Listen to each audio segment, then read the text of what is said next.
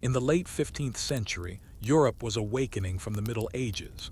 New trade routes were opening, old kingdoms were rising into empires, and the hunger for wealth and power was insatiable. Spain, once fractured and weak, suddenly surged into dominance. In 1492, the same year Christopher Columbus set sail across the Atlantic, King Ferdinand of Aragon and Queen Isabella of Castile completed the Reconquista, driving the last Muslim kingdom out of Spain. The Iberian Peninsula was now unified under Catholic rule, and the Spanish monarchs were ready to expand outward. The echoes of 1588 stretched far beyond Europe. When England later established colonies in North America, Jamestown in 1607, Plymouth in 1620, it did so with the confidence born from its naval victories. The eventual birth of the United States can, in part, trace its roots back to that stormy summer when Spain's Armada failed to conquer England.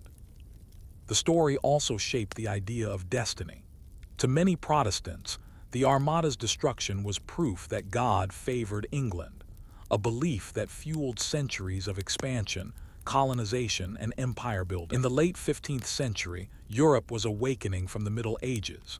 New trade routes were opening, old kingdoms were rising into empires, and the hunger for wealth and power was insatiable. Spain, once fractured and weak, suddenly surged into dominance.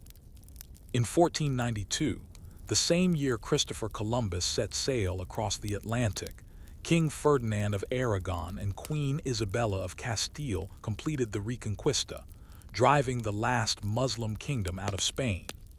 The Iberian Peninsula was now unified under Catholic rule, and the Spanish monarchs were ready to expand outward. Columbus's voyage changed everything. Though he thought he had reached Asia, he had in fact stumbled upon the Americas. Spain wasted no time. Over the next decades, conquistadors like Hernán Cortés and Francisco Pizarro conquered entire civilizations, the Aztecs, the Incas, and shipped back unimaginable riches. Gold and silver poured into Spain's coffers, funding a powerful army and the beginnings of the most formidable navy in Europe. But wealth breeds enemies, and Spain's most dangerous enemy was not across the ocean, but across the narrow English Channel. At the same time Spain was rising, England was struggling. The War of the Roses had torn the kingdom apart in the 15th century, leaving scars of civil war. By the mid-1500s, England was a small, relatively poor nation compared to mighty Spain. Then came Queen Elizabeth I. She was the daughter of Henry VIII and Anne Boleyn, born into scandal, excommunicated by the Pope, and threatened by plots both foreign and domestic. Yet she proved herself one of history's most cunning rulers. Elizabeth strengthened England's navy, encouraged exploration, and quietly supported Protestant rebels in the Netherlands, rebels who were fighting against Spanish rule. She also gave her blessing to English privateers like Sir Francis Drake, who raided Spanish ships and colonies, stealing gold and silver in the name of England. To Spain, these men were pirates. To England, they were heroes. The rivalry was personal too. King Philip II of Spain had once been married to Elizabeth's half-sister, Queen Mary I of England. When Mary died, Philip even proposed marriage to Elizabeth, but she refused. He never forgave her rejection or her support of Protestantism, which he saw as heresy against Catholicism.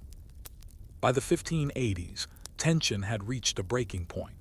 Philip II was determined to crush Elizabeth and restore Catholic power in England. He began preparing the largest invasion force the world had ever seen. Philip II's plan was audacious.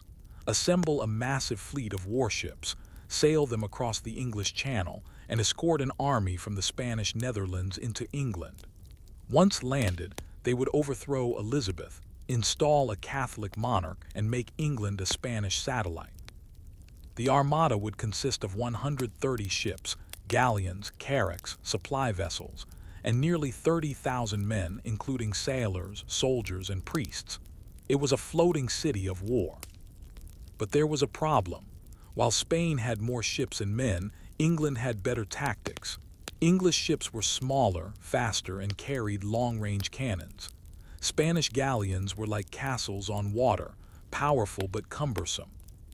The English also had Drake. In 1587, a year before the Armada was ready, Sir Francis Drake led a daring raid on the Spanish port of Cadiz, burning dozens of ships. He called it singeing the King of Spain's beard. The attack delayed the Armada for a year, but it could not stop it. In May 1588, the Armada finally set sail from Lisbon, Portugal. The fate of nations was about to be decided. The Armada's arrival in the English Channel was like a thunderstorm rolling over the sea. Witnesses described seeing a forest of masts stretching across the horizon, sails billowing, flags snapping in the wind. The sight alone terrified coastal villages. Elizabeth's navy, commanded by Lord Charles Howard and Sir Francis Drake, was smaller, about 90 ships, but far more agile. As the Armada sailed in a crescent formation, the English ships danced around them, firing long-range cannons and darting away before the lumbering Spanish vessels could respond. The first major clash came at the Battle of Gravelines.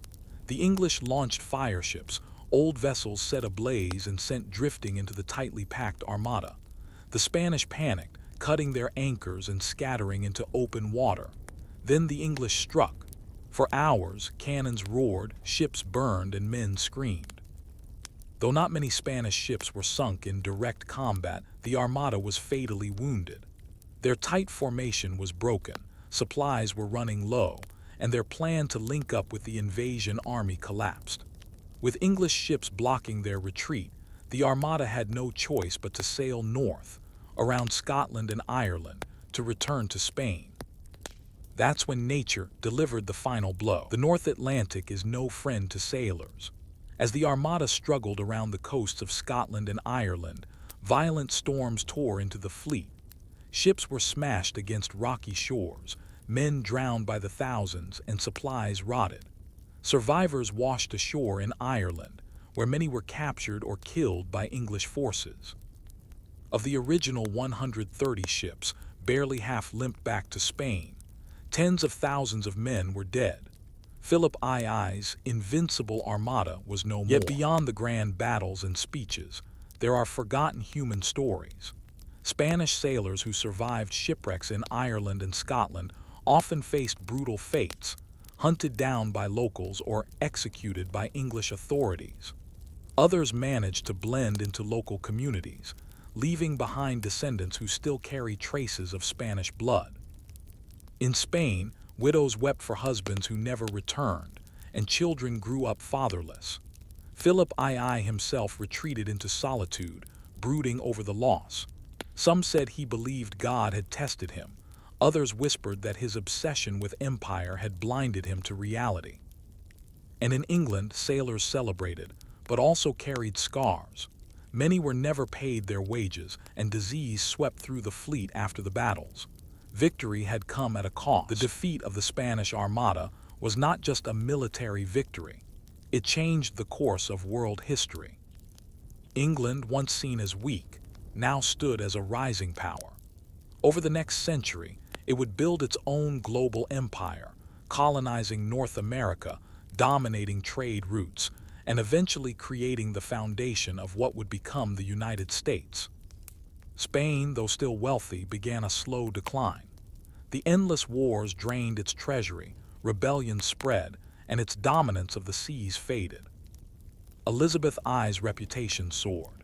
She was hailed as the Virgin Queen who had defended her realm against impossible odds.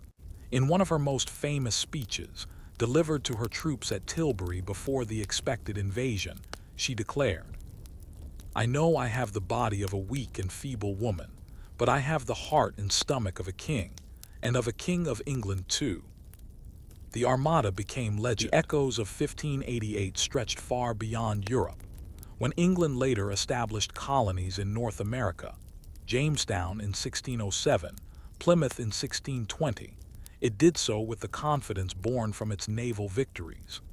The eventual birth of the United States can, in part, trace its roots back to that stormy summer when Spain's Armada failed to conquer England. The story also shaped the idea of destiny. To many Protestants, the Armada's destruction was proof that God favored England, a belief that fueled centuries of expansion, colonization, and empire building. What makes this story so astonishing is not just the clash of armies or the sinking of ships.